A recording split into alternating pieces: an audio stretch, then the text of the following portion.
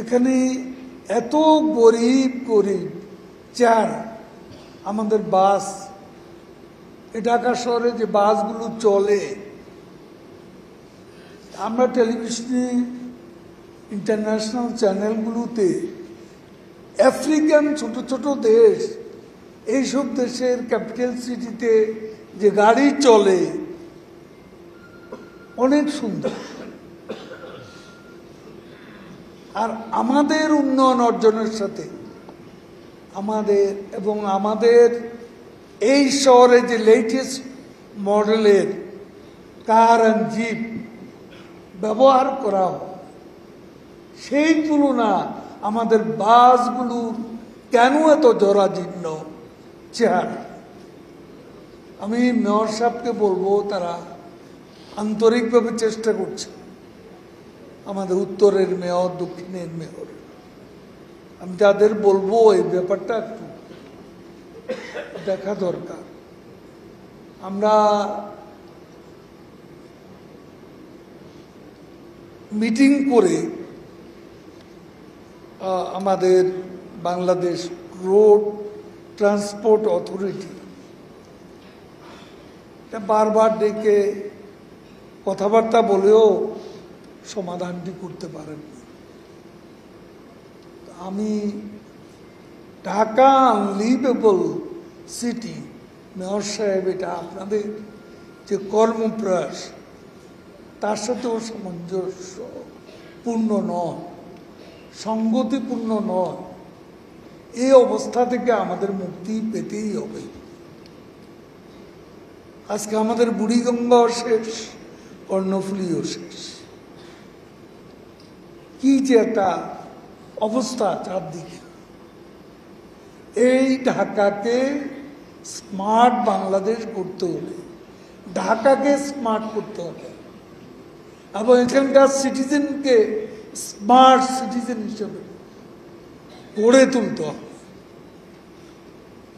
এখন মুখে lip service দিয়ে তো লাগে। আমাদের জীবনটা দেখুন, এতবার অনুরোধ করেছি, এতবার বলি, তারপর দেখুন আমাদের যে লেটেস্ট টেকনোলজি ব্যবহার, জাপান যে সুবিধাটা আজকে আমাদের দিয়েছে, আমাদের মেট্রো রেল অনেক সুন্দর এবং এখানে শব্দ দূষণ নেই, কোনো প্রকার নয়েজ নেই। এই মেট্রো রেল আজকে পিলারগুলো পোস্টার দিয়ে ভরে, অপরিচ্ছন্ন, নোংরা এবং ব্যবহারে আমরা মোটেও মনোযোগী নই। মেট্রো রেল আমাদের সম্পদ। আজকে 3 লাখ লোক উত্তরা থেকে মতিঝিল আসছে, যাচ্ছে এবং 2030 সালে আমাদের যে টার্গেট 6টি এমআরটি লাইন যখন কাজ শেষ হবে, অলরেডি আমাদের এমআরটি 1 এবং এমআরটি লাইন 5 এর গ্রাউন্ড ব্রেকিং হয়ে গেছে।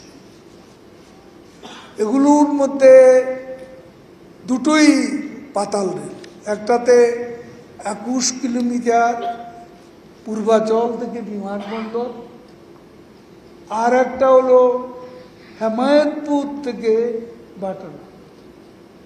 এই দুটারই গ্রাউন্ড ব্রেকিং হয়ে গেছে। আমাদের নেত্রী প্রাইম মিনিস্টার, যার ব্রেন চাই আজকের বাংলাদেশের মেট্রো রেল, এলিভেটেড এক্সপ্রেস, প্রধানমন্ত্রী শেখ হাসিনা এই নগর নিয়ে, এই বাংলাদেশ নিয়ে তার যে বহুমুখী পরিকল্পনা, এই মেট্রো রেল ঢাকা তারই অবিচ্ছেদ্য অংশ। কাজেই আমি সকলকে বলবো, যারা ইউজার তারা যেন আমাদের এই মূল্যবান সম্পদ, এটাকে যেন ভালোভাবে ব্যবহার করতে শেখেন এবং ইউজ করবেন ফ্রি স্টাইল। এটা হতে পারে না, ডিসিপ্লিনের মধ্যে করতে হবে। আতিক সাহেব এখানে আছেন, আমি, আমাদের মেয়র সাহেব, তাপস সাহেব নেই। একটু এই ব্যাপারটা আমাকে সহযোগিতা করুন যে ঢাকায় আমাদের যে বাসগুলো চলে ভীষণ খারাপ লাগে। এই যে মেট্রো রেলের মতো একটা আধুনিক গণপরিবহন, এই অনুষ্ঠান থেকে বেরোয় রাস্তায় যখন যাব তখন ওই গরিব গরিব জীর্ণ শীর্ণ চেহারার বাসগুলো দেখলে কেমন। যেই বাংলাদেশে মেট্রো রেল হচ্ছে সেখানে এই বাস চলে রাজধানীতে, এটা আমরা লজ্জা পাচ্ছি।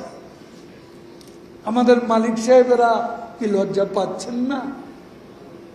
তারা কি বিদেশে যান না, দেখেন না? যাকে বিষয়টি আমি আবারও উল্লেখ করলাম। আজকে কত মিনিটে আপনি আসেন,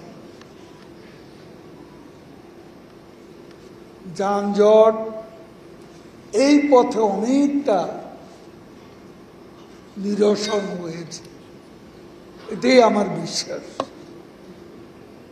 কারণ এখানে 3 লাখ লোক আসা যাওয়া করে।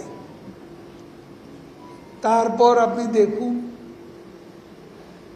এমন এক সময় ছিল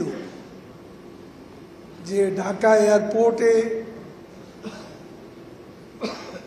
যাওয়ার আগে প্লেন ছেড়ে দিয়েছে, ফ্লাইট চলে গেছে। কত মানুষ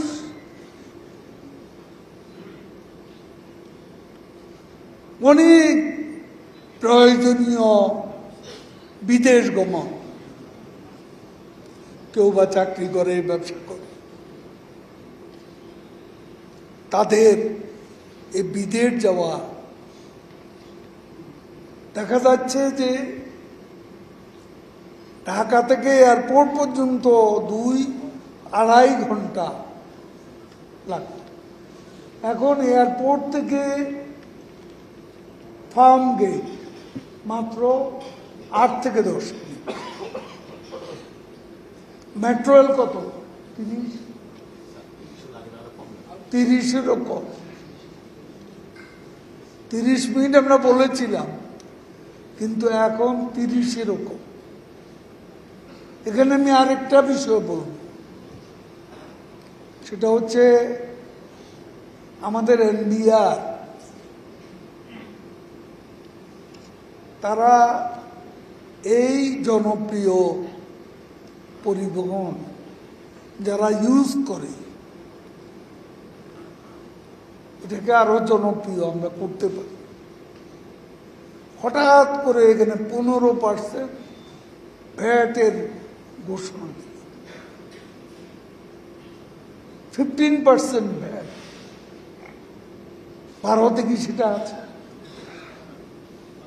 ভারতে কোনো ভ্যাট নেই, তাহলে আমরা কেন করি? আমি মাননীয় প্রধানমন্ত্রীকে বিষয়টি জানিয়েছি যে এনবিআর এর এই সিদ্ধান্ত, this is not right, this is wrong decision. এটা হয় না, এতে মেট্রো রেলের সুনামটা নষ্ট। প্রধানমন্ত্রী বলেছেন তিনি বিষয়টি পুনর্বিবেচনার ব্যাপারে আশ্বাস দিয়েছেন। আমাদের মন্ত্রণালয়ের সাথে একটা বৈঠক ছিল, ওই বৈঠকেই আমি বিষয়টি উত্থাপন করেছিলাম।